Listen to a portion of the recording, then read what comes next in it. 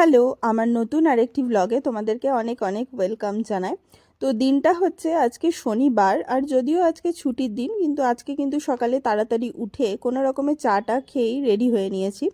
কারণ আজকে রিখিয়ার স্কুলে আছে পিটিএম মানে প্যারেন্ট টিচার মিটিং, আর অমিতাভও কিন্তু বাড়ি চলে এসেছে, তাই আজকে আমরা পিটিএমে তিনজনেই যাচ্ছি। রিখিয়ার স্কুলে প্রত্যেক 3 মাস অন্তর অন্তরই পিটিএম হয়, আর পিটিএমে কিন্তু আমরা দুজনেই উপস্থিত থাকার চেষ্টা করি। একবার যখন অমিতাভ হায়দ্রাবাদ গেছিল অফিসের কাজে, তো তখন আমি একাই গিয়েছিলাম। পিটিএমে প্রত্যেকটা বাচ্চা এবং তাদের গার্জেনের জন্য আলাদা আলাদা টাইমিংয়ের স্লট থাকে, আর রিখিয়ার টাইমিংয়ের স্লটটা পড়েছে একদম প্রথমে, কারণ রিখিয়ার নামের আদ্যক্ষর অনুযায়ী কিন্তু টাইমিংয়ের স্লটটা ওদের স্কুলে এইভাবেই করে থাকে। তো যাই হোক, ওর টাইমিং হচ্ছে সকাল 9টা থেকে। এত সকালে ব্রেকফাস্ট করারও সুযোগটা পায়নি, কারণ এত সকাল সকাল ব্রেকফাস্ট করে বেরোতে গেলে অনেকটাই দেরি হয়ে যেত স্কুলে পৌঁছাতে। তাই ঠিক করলাম যে ব্রেকফাস্টটা বাড়ি এসেই করব। পিটিএম শেষ করে বাড়ি আস্তে আস্তে আমাদের মোটামুটি 9:30 থেকে 10:45 হয়ে গিয়েছিল। আর আজকে আমি শনিবারের দুপুরবেলায় লাঞ্চের জন্য বানাবো হচ্ছে ভেটকি মাছের পাতুরি। আমি এর আগে কিন্তু কোনোদিনই ভেটকি মাছের পাতুরি বানাইনি, এই প্রথমবার ট্রাই করছি, জানি না কেমন হবে। প্রথমে মাছগুলোকে ভালো করে ধুয়ে লবণ, হলুদ আর লেবুর রস দিয়ে মাখিয়ে বেশ অনেকক্ষণই রেখে দিয়েছিলাম ফ্রিজে। আর এখানে আমি মিক্সিতে বেটে নিয়েছি হচ্ছে কালো সর্ষে, সাদা সর্ষে আর সামান্য একটু তার সাথে পোস্ত। আর লঙ্কাটা আমি বাটিনি, কারণ হচ্ছে রিখিয়া ঝাল খায় না, তাই ঠিক করেছি যে লঙ্কাটা চিড়ে দেব। আর এখানে একটা বড় সাইজের কলাপাতা নিয়ে নিয়েছি। প্রথমে কলাপাতাটাকে ভালো করে ধুয়ে নিলাম, আর খুব আলতো হাতেই ধুয়েছি, কারণ এমনিতেই কলাপাতা খুবই পাতলা হয় আর ছিঁড়ে যাওয়ারও সম্ভাবনা থাকে। তো ভালো করে ধুয়ে নিয়ে তারপর একটু একটু করে জলটা মুছে নিলাম, যাতে ভিজে ভাবটা না থাকে। গ্যাসে তাওয়াটা ভালো করে আগে গরম করে নিলাম, তারপর গ্যাসটা অফ করে আস্তে আস্তে করে সেই তাওয়ার ওপরে কলাপাতাটাকে দু প্রান্তই ভালো করে সেঁকে নিলাম। আর সেঁকে নেওয়ার সময় কলাপাতার কালারে কিন্তু হালকা হালকা চেঞ্জেস আসবে। যদিও গ্যাসটা আমি অফ করেই কলাপাতাটা সেঁকে নিচ্ছিলাম, কিন্তু হাতে কিন্তু বেশ গরম লাগছিল, তাই সেই জন্য আমি একটা হাতা দিয়ে কলাপাতার পাতাগুলোকে সেঁকছিলাম। তবে এখানে আমি যেটা ভুল করেছি সেটা আমার পরে রিয়েলাইজ হলো যে আগে কলা পাতাটা কেটে নিতে হতো, তাহলে কিন্তু সেঁকতে বেশ অনেকটাই সুবিধে হতো। তো আমি সেটা করিনি, আমি আগে সেঁকে তারপরে কলা পাতাটাকে কেটেছি। কলা পাতাটা আস্তে আস্তে তাওয়াতে সেঁকা হোক, আর ততক্ষণে চলো তোমাদেরকে জানাই যে আজকে পিটিএমে ম্যাম আমাদেরকে কি বলল।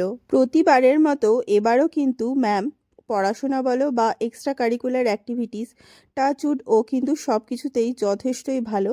তো সেই সব নিয়ে কিন্তু ম্যামের কোনো কমপ্লেন নেই, শুধুমাত্র একটাই সমস্যা, সেটা হচ্ছে খাবার খাওয়া নিয়ে। প্রথম প্রথম যখন স্কুলে যেত তখন প্রত্যেক দিন টিফিন ঘুরিয়ে আনতো। আমি কিন্তু ওকে একই টিফিন দিতাম সেরকমও কিন্তু নয়, কিন্তু ওই কেন জানি না ও খেতে চাইতো না। আর ম্যাম প্রত্যেক দিন যে ওকে দেখে শুনে খাওয়াবে অতগুলো স্টুডেন্টের মাঝে, সেটাও পসিবল ছিল না।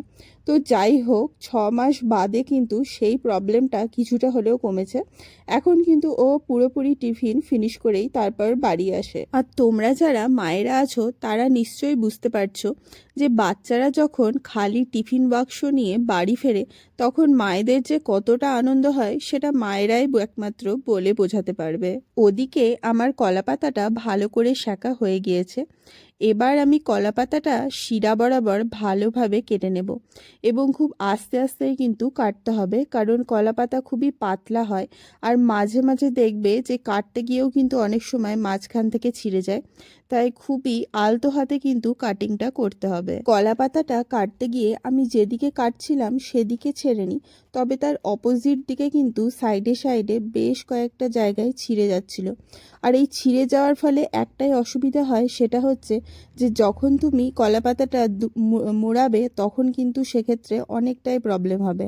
অমিতাভ বাজার থেকে একটা মাত্র কলাপাতাই কিনে এনেছিল, তাই আমার কিন্তু প্রথম প্রথম বেশ ভয় লাগছিল যে বাই চান্স যদি এই কলাপাতাটা ছিঁড়ে যায় তাহলে কিন্তু আবার বাজারে দৌড়াতে হবে।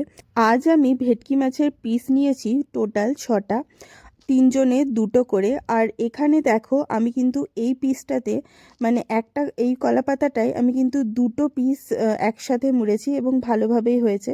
তবে সবগুলো যে ভালোভাবে মুড়োতে পেরেছি তা নয়, কারণ সাইড থেকে কলাপাতাগুলো একটু একটু করে ছিঁড়ে গেছিলো, তাই বাঁধতে কিন্তু আমার বেশ অসুবিধেই হচ্ছিল।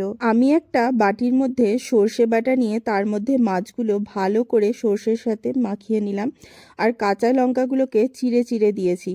তারপর আমি কিন্তু কলাপাতার মধ্যেই সেই মাছগুলোকে দিয়ে আর কাঁচা লঙ্কা আর অল্প সর্ষের তেল দিয়ে তারপর কলাপাতাগুলোকে সুতো দিয়ে ভালো করে বেঁধে নিয়েছি। জল গরম হয়ে এলে একটা স্ট্যান্ডের ওপর থালা দিয়ে তারপর মাছের পিসগুলোকে রাখি ভাপার জন্য। আমি মোটামুটি ওই 35 থেকে 40 মিনিট রেখেছিলাম ভাপানোর জন্য।